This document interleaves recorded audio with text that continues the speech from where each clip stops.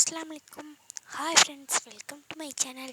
இன்றைக்கி நம்ம வந்து என்ன பார்க்க போகிறோம்னா, இன்றைக்கி நம்ம வந்து கோல்ட் காஃபி வந்து எப்படி செய்கிறதுன்னு தான் வந்து பார்க்க போகிறோம். நான் ஒரு குட்டி பவுலில் வந்து நான் நல்லா வந்து சூடான தண்ணி வந்து கா ஒரு கொஞ்சோண்டு வந்து ஊற்றிருக்கேன். அதுக்கப்புறம் நான் ஒரு காப்பித்தூள் வந்து எடுத்திருக்கேன். நான் வந்து 2 காப்பித்தூள் வந்து எடுத்திருக்கேன். இப்போ நான் வந்து இது வந்து அதில் கொட்டிக்கிறேன்.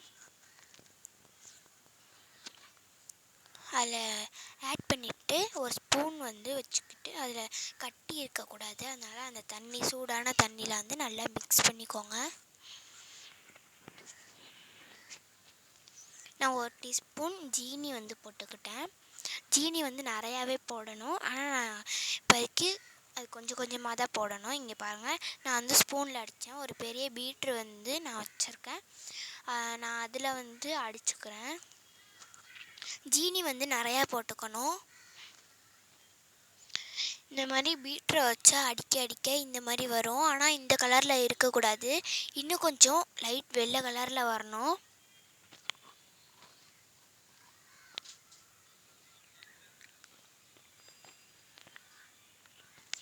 இந்த மாதிரி இந்த கலரில் தான் வரணும்.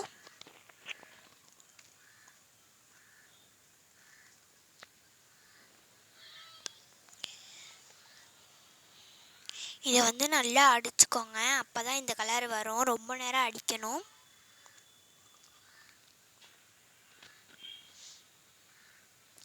இந்த மாதிரி கலரில் தான் வரணும்.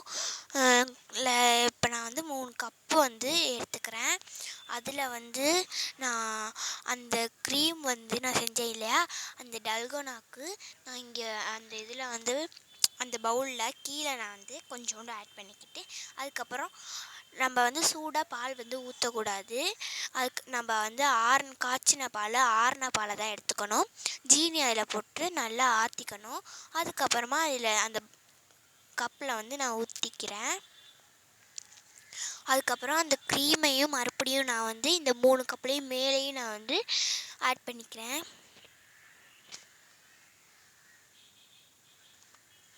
மூணு கப்லேயுமே நான் வந்து இந்த மாதிரி பண்ணிக்கிறேன். நான் பண்ணப்போ கொஞ்சம் கம்மியாக தான் இருந்துச்சு, பண்ண ரொம்பவே நிறையா வந்துருச்சு. 4 கப்புக்கு கிட்ட வந்துச்சு.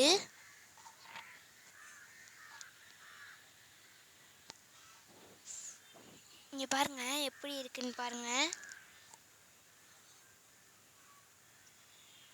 இப்போ நான் வந்து ஃப்ரீஜரில் வந்து கொஞ்ச நேரம் நான் 1 நிமிஷம் 1 ஹவர் நான் வந்து ஃப்ரீஜரில் வந்து வச்சுருக்கேன். இப்போ நான் வந்து எடுத்துட்டேன். இப்போ நான் வந்து காப்பித்தூள் வந்து அது மேலே லைட்டாக வந்து ஆட் பண்ணி தான் நான் அது உள்ளார வச்சேன். ஆனால் அதை வந்து காமிக்கலை. நான் வந்து இப்போ நான் அதில் கொஞ்சோண்டு தான் வந்து ஆட் பண்ணேன். இப்போ நான் வந்து ஆட் பண்ணாதது இது வந்து நான் அதில் ஆட் பண்ணல, இது சும்மா தான் நான் வந்து வச்சுருக்கேன். எப்படி வந்திருக்குன்னு பாருங்கள். இந்த மாதிரி தான் ஃப்ரீஜரில் வைக்கவும் இந்த மாதிரி வந்துருச்சு. நீங்களும் வீட்டில் ட்ரை பண்ணி பார்த்துட்டு கமெண்ட் பாக்ஸில் கீழே சொல்லுங்கள். இந்த வீடியோ உங்களுக்கு பிடிச்சிருந்தா லைக் பண்ணுங்கள், ஷேர் பண்ணுங்கள், கமெண்ட் பண்ணுங்கள். மறக்காமல் கீழே பெல் ஐகானை கிளிக்